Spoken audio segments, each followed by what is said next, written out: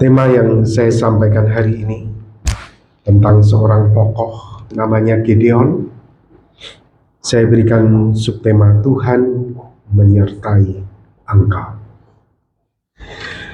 Saya mengajak kita untuk membaca di dalam Hakim-Hakim pasal 6 ayat 7 sampai dengan ayat yang ke-12. Ketika orang Israel berseru kepada Tuhan karena orang Midian itu, maka Tuhan mengutus seorang nabi kepada orang Israel yang berkata kepada mereka, beginilah firman Tuhan, Allah Israel. Akulah yang menuntun kamu keluar dari Mesir dan yang membawa kamu keluar dari rumah perbudakan. Aku melepaskan kamu dari tangan orang Mesir dan dari tangan semua orang yang menindas kamu.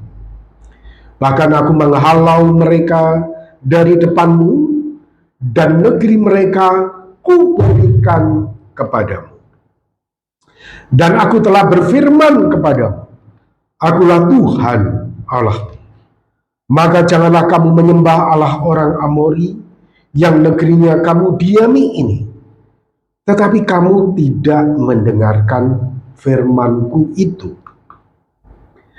Kemudian datanglah malaikat Tuhan dan duduk di bawah pohon tarpantin di Ofra, kepunyaan Yoas, orang Abiezer itu, sedang Gideon anaknya menggirik gandum dalam tempat pemerasan anggur, agar tersembunyi bagi orang Midian. Malaikat Tuhan menampakkan diri kepadanya dan berfirman kepadanya demikian, Tuhan menyertai engkau, ya pahlawan yang gagah berani. Amin. Tema kita pada pagi hari ini adalah Tuhan menyertai engkau.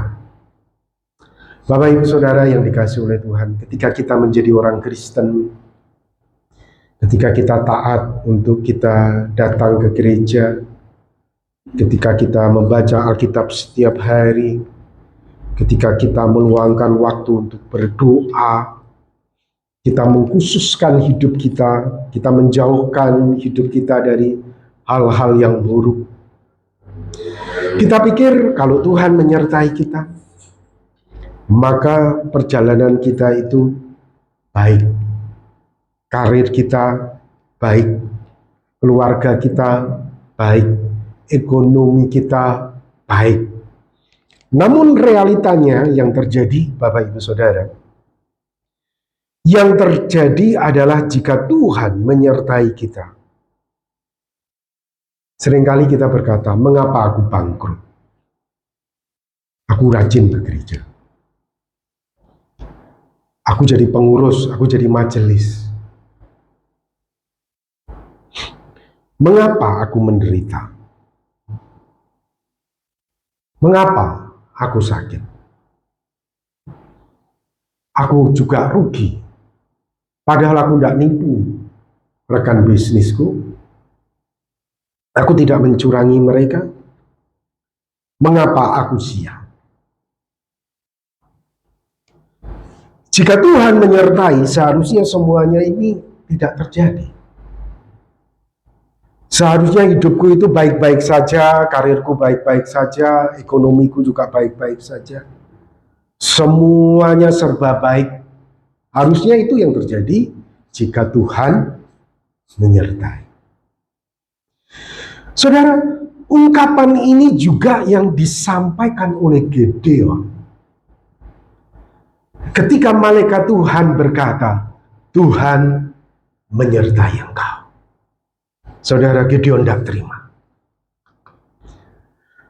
Kemudian Gideon menjawab kepada malaikat Tuhan itu, Tuhanku, jika Tuhan menyertai kami, mengapa semuanya ini menimpa kami? Selama 7 tahun, orang Midian itu menindas kami. Setiap kali ada panen tumbuh, mereka datang dan kemudian membinasakan hasil panen kami, sehingga kami menjadi sangat melarat. Dan kamu berkata, engkau menyertai aku. Di manakah segala perbuatan-perbuatan yang ajaib yang diceritakan oleh nenek moyang kami kepada kami? Di mana yang namanya laut terbelah? Di mana yang namanya ada mana turun dari surga? Di tengah-tengah padang gurun ada burung puyuh yang dikirim, kemudian mereka bisa makan daging itu. Di mana keajaiban itu? Kami sekarang melarat. Di mana keajaiban itu? Ketika mereka berkata, bukankah Tuhan telah menuntun kita keluar dari Mesir? Tetapi sekarang Tuhan membuang kami. Saudara, apakah engkau juga merasa bahwa Tuhan membuang engkau? Gideon pernah merasakan itu. Tuhan membuang dan menyerahkan kami ke dalam cengkeraman orang Midian. Saudara, ini pengalaman yang dialami oleh Gideon tidaklah mudah. Kalau itu mungkin menimpa kita, saya katakan tidak sedikit di antara kita mungkin tidak lagi ke gereja dan berkata Tuhan tidak ada. Dan sekarang kita akan belajar dari peristiwa Gideon ini. Apa sih yang melatar belakangi sehingga Israel mengalami kondisi yang sangat memprihatinkan berkaitan dengan bangsa Midian yang menindas mereka. Saudara, di dalam Hakim 6 ayat 1b 6a di situ dikatakan, tetapi orang Israel melakukan apa yang jahat di mata Tuhan. Sebab itu Tuhan menyerahkan mereka ke tangan orang Midian 7 tahun lamanya. Sehingga orang Israel, Bapak Ibu Saudara, menjadi sangat melarat oleh perbuatan orang-orang Midian pada waktu itu. Orang Israel ini kalau panen, mereka menyembunyikan hasil panen mereka itu di dalam gua-gua. Karena kalau orang Midian datang, saudara, dibakar itu hasil panen. Sengaja dibuat melarat orang Israel. Dari nats ini kita bisa belajar, ternyata walaupun bangsa Israel mengalami pertolongan Tuhan, mujizat Tuhan, mendapatkan tanah Kanaan itu secara gratis, Tuhan itu sudah ngomong, jangan kamu menyembah Allah bangsa Kanaan. Tapi ternyata ketika mereka sudah hidup damai selama 40 tahun di tanah Kanaan, mereka tidak mendengarkan perintah Tuhan ini. Selain mereka menyembah kepada Yahweh, mereka juga berdoa kepada Baal, dewa orang Kanaan. Akhirnya Tuhan menyerahkan mereka ke tangan orang Midian. Jadi Bapak Ibu Saudara, kita bisa tahu bahwa Tuhan mengizinkan Israel menderita karena Tuhan ingin Israel itu bertobat dari dosanya. Ini catatan pertama yang harus kita pahami.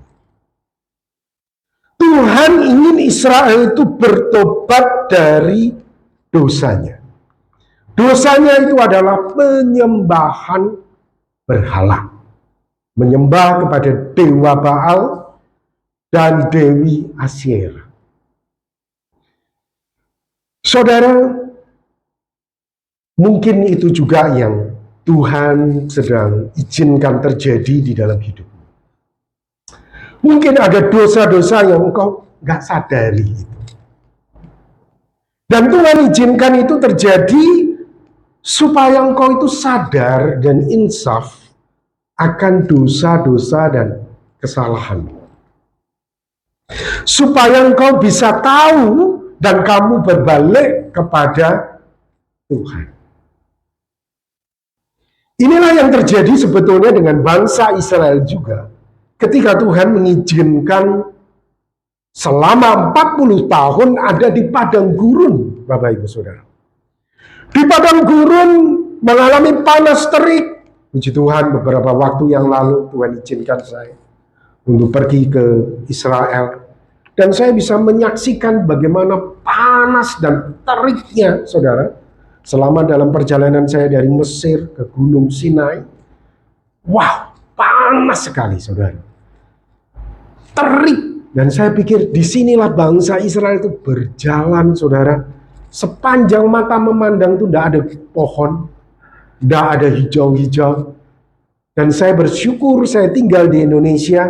Sepanjang saya melihat ada pohon, ada air, ada kesuburan. Dan bangsa Israel berjalan di tempat itu. Tuhan izinkan selama 40 tahun. Kita perhatikan apa yang Tuhan jelaskan kepada bangsa Israel. Ulangan 8 ayat 16. Dan yang di padang gurun memberi engkau makan mana, yang tidak dikenal oleh nenek moyang, supaya direndahkannya hati. Dan dicobainya engkau hanya untuk berbuat baik kepadamu akhirnya. Saudara, jadi bangsa Israel menderita selama 40 tahun. Tuhan ingin berbuat baik kepada bangsa ini. Tuhan ingin mendapatkan karakter dari bangsa Israel. Tuhan ingin supaya bangsa ini bisa menjadi bangsa yang berkenan kepada Tuhan. Selama 7 tahun Gideon dan Israel ditindas oleh Midian. Bukan berarti Tuhan bertindak kejam kepada mereka. Tetapi Tuhan ingin mendapatkan karakter mereka ini, supaya mereka ini kembali kepada Tuhan, berkenan di hati Tuhan. Saudara, hal yang sama Tuhan izinkan untuk hidup kita. Tuhan, kau izinkan aku ini bangkrut. Padahal aku itu tidak nipu loh. Aku kan sudah bertobat, memang dulu aku nipu. Hari ini padahal aku tidak nipu loh. Saudara, engkau sedang menghadapi proses. Proses menuju satu pribadi berkenan sampai waktu Tuhan genap. Baru kamu dibawa keluar dari situasi itu. Nah, kalau kita baca di dalam Ibrani 12. Jika kamu harus menanggung ganjaran, Allah memperlakukan kamu seperti anak. Jadi kalau anak nakal itu, Bapak Ibu Saudara, dipukul sama dia, dihajar, dididik sama dia. Ayat 10, tetapi dia menghajar kita untuk kebaikan kita. Dia mengizinkan kamu sakit, dia mengizinkan kamu menderita, itu untuk kebaikan kamu. Supaya kita beroleh bagian dalam kekudusannya. Memang tiap-tiap ganjaran pada waktu diberikan tidak mendatangkan sukacita. Jadi tidak ada, saudara, namanya kamu ketika diajar oleh Tuhan, kemudian kamu bisa menyanyi nyanyian sukacita. Sungai sukacitamu mengalir dalamku, itu tidak mungkin. Ketika Tuhan menghajar kamu, memukul kamu, rasanya Tuhan itu tidak ada. Duka cita. Tetapi kalau kamu setia, kamu taat seperti Gideon, nanti kita akan belajar. Hasilnya kemudian ia menghasilkan buah kebenaran yang memberikan damai kepada mereka yang dilatih olehnya. Wah. Jadi kamu itu diproses. Padahal kamu sudah bertobat. Padahal kamu sudah meninggalkan gaya hidupmu yang lama. Padahal kamu sudah tidak menyembah lagi dewa Baal dan dewa Amori. Padahal kamu sudah meninggalkan semuanya itu. Saudara, waktunya aja belum genap. Waktunya aja belum waktu Tuhan. Tuhan sedang mendidik engkau. Yakobus pasal 1 ayat 2 sampai dengan 4. Saudara-saudaraku, anggaplah sebagai suatu kebahagiaan apabila kamu jatuh ke dalam berbagai-bagai pencobaan. Sebab kamu tahu bahwa ujian terhadap imanmu itu menghasilkan ketekunan. Jadi kamu menderita itu kamu jadi tekun. Kamu bangkrut itu kamu jadi tekun. Kamu sakit itu kamu jadi tekun. Dan biarkan ketekunan itu memperoleh buah yang matang. Supaya kamu menjadi sempurna dan utuh dan tak kekurangan suatu apapun. Tapi Pak Robi, aku ini kan sudah meninggalkan kehidupan lamaku. Aku sudah tidak lagi hidup seperti orang-orang dunia. Saudara, yang Tuhan inginkan itu ini, sampai matang. Coba saudara, kamu punya pohon mangga. Sudah hijau. Terus kamu tuh, aduh, aku tuh pengen makan ini mangga, ya. Tapi kamu tahu itu belum matang, saudara. Karena kamu paksa, kamu petik itu mangga. Hasilnya bagaimana, saudara? Sakit perutmu, betul? Asam. Tapi kalau sudah matang, kamu tunggu waktunya, sudah dipetik. Lain ceritanya, saudara. Sangat-sangat nyaman mangga itu untuk dimakan. Saudara, ketika Tuhan memproses kamu, itu ada waktu. Dan ketika waktunya sudah genap, matang, saudara, baru kamu akan melihat pertolongan Tuhan, keajaiban Tuhan itu nyata, sempurna di dalam hidup. Kita perhatikan apa yang dikatakan oleh pemazmur di dalam Mazmur 119 ayat 67. Sebelum aku tertindas, aku menyimpang, tetapi sekarang aku berpegang. Jadi justru waktu tertindas, pemazmur ini berpegang pada janji Tuhan. Ayat 71, bahwa aku tertindas itu baik bagiku. Bahwa aku mengalami hal-hal yang tidak menyenangkan ini, itu baik bagiku. Supaya aku belajar ketetapanmu. Saudara, pada waktu itu, bangsa Israel ditindas kurang lebih selama 7 tahun oleh bangsa Median. Dan mereka sangat melarat. Katanya Israel dicintai Tuhan. Katanya Israel disertai Tuhan. Tapi justru saya katakan, melalui melarat inilah Israel itu dicintai Tuhan. Melalui meralat inilah Israel itu disertai oleh Tuhan. Saudara, bisa enggak kita katakan itu kepada diri kita sendiri? Melalui keadaanku yang tidak menyenangkan hari ini, justru Tuhan itu sayang kepadaku. Melalui keadaanku yang seperti ini, Tuhan itu menyertaiku. Bisa enggak Bapak Ibu Saudara? Saudara, ini yang kita bisa pelajari dari Gideon. Tuhan itu sayang kepada Israel. Oleh sebab itu Tuhan izinkan. Dan ketika Israel mulai melarat, saudara, yang dilakukan Israel mulai berseru kepada Tuhan.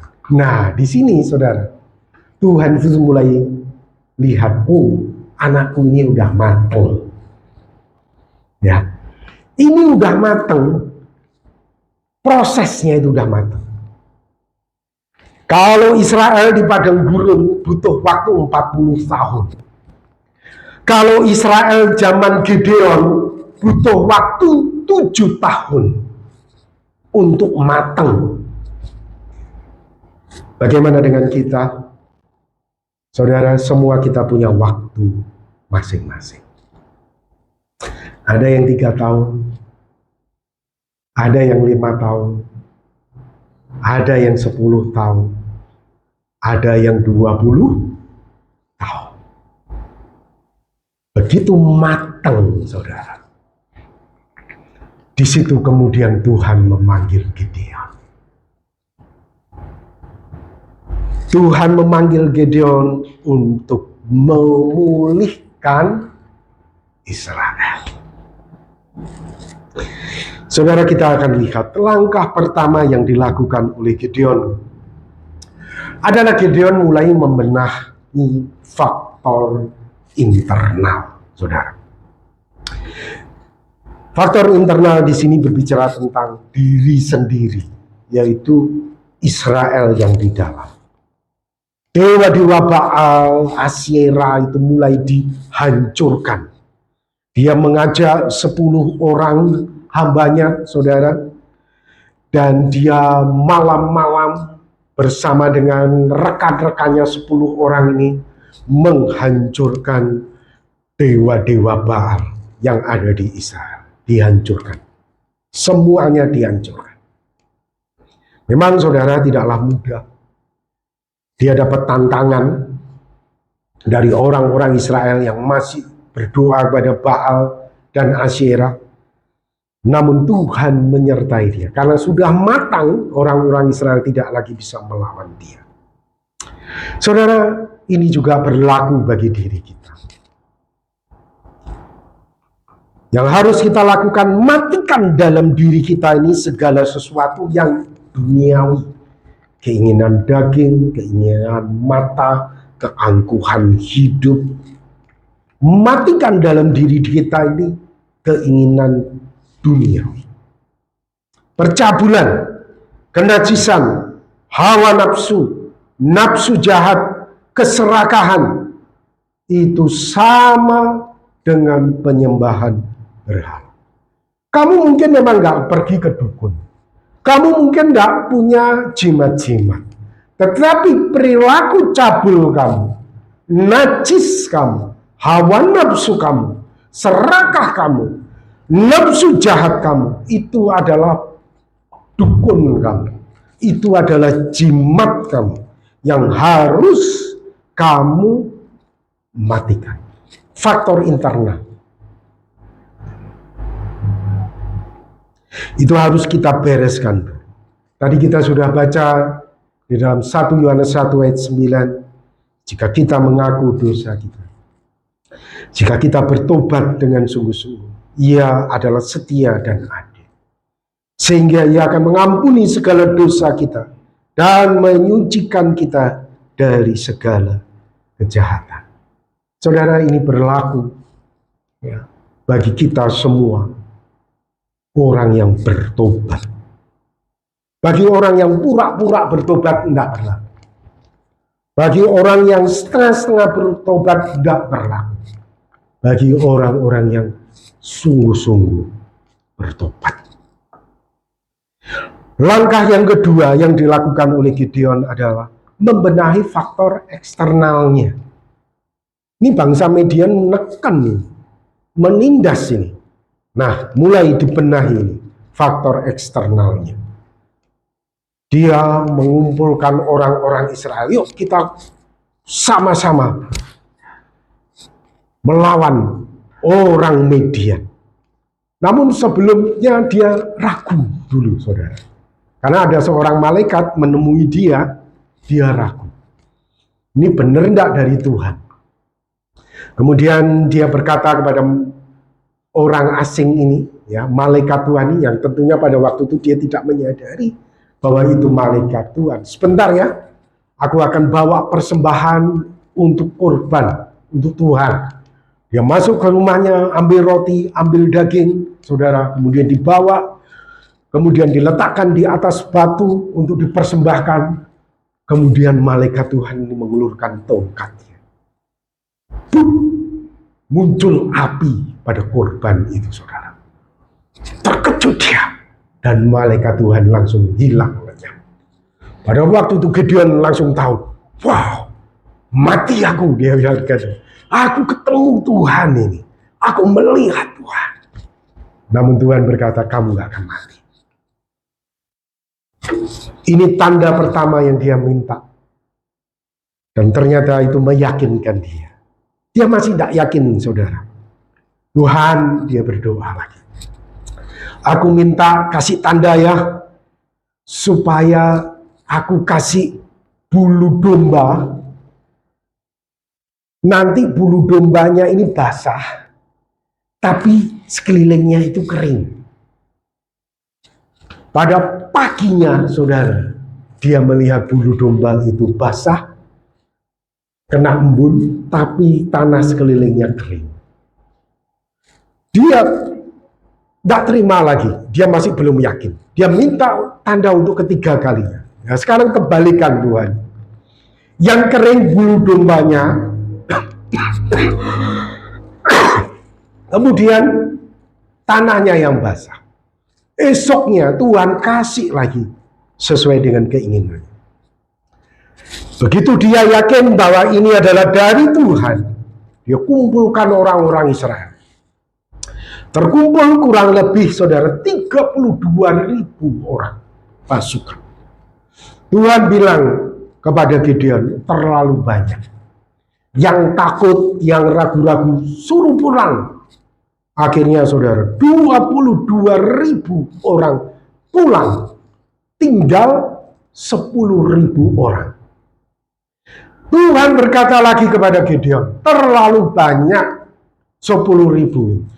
Nanti kalau seandainya aku bisa memberikan mereka ini kemenangan, mereka akan berkata, oh karena pasukanku yang banyak ini loh. Jadi Tuhan menyaring lagi, suruh mereka minum. Akhirnya mereka minum, saudara. Saudara, ada yang minum pakai tangan, ada yang minum seperti anjing, saudara. Jadi pakai mulut langsung. Kemudian Tuhan berkata kepada Gideon, biarkan orang-orang yang pakai tangan itu yang maju berperang bersama dengan kau. Ada 300 orang, saudara. Kemudian setelah itu, pada malam itu berfirmanlah Tuhan kepada Gideon, bangun, turunlah, menyebu perkemahan Midian itu, sebab telah kuserahkan itu ke dalam tanganmu. 300 orang, saudara, dibagi menjadi 3 kelompok, dan masing-masing mereka membawa trompet, obor, dan kendi. Begitu mereka 3 sisi ini, saudara, mulai menyerang, saudara, kendi itu dipecahkan, biar kemudian trompet dibunyikan. Saudara, tengah-tengah malam itu orang-orang Midian semua pada bangun, terkejut, lihat obor ada di sekeliling mereka. Mereka pikir mereka sedang diserbu, saudara, sehingga akhirnya mereka saling membunuh teman-teman sendiri. Karena dipikir temannya itu musuh, saudara. Saling bunuh-bunuhan, saudara. Habis. Luar biasa, ajaib. Ya, cara Tuhan itu kalau sudah matang, saudara, itu ajaib banget. Ya, sebab bagi Allah tidak ada yang mustahil. Saudara, kalau sudah matang, kalau sudah waktu Tuhan, tidak ada yang tidak mungkin.